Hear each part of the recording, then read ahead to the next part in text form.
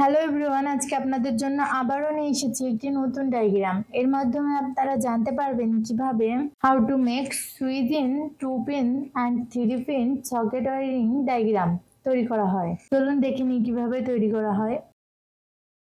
ডিপিএমসিবি double pole main usage circuit breaker, এটির মাধ্যমে negative ও positive line নিয়ন্ত্রণ করা হয়। সুইচ, এটির মাধ্যমে অন অফ করা হয়। 2 পিন অ্যান্ড 3 পিন সকেটের মাধ্যমে যে কোনো কিছুতে লাইন প্রদান করা হয়, যেমন রাইস কুকার, মোবাইল চার্জ দেওয়া। পজিটিভ লাইন ডিপিএমসিবি তে কানেকশন দেওয়া হলো। ডিপিএমসিবি থেকে পজিটিভ লাইন সকেটে কানেকশন দেওয়া হলো, সুইচে কানেকশন দেওয়া হলো। সুইচ থেকে পজিটিভ লাইন 2 পিন সকেটে কানেকশন দেওয়া হলো। নেগেটিভ লাইন ডিপিএমসিবি তে কানেকশন দেওয়া হলো। ডিপিএমসিবি থেকে নেগেটিভ লাইন 3 পিন সকেটে কানেকশন দেওয়া হলো। 2 পিন সকেটে কানেকশন দেওয়া হলো।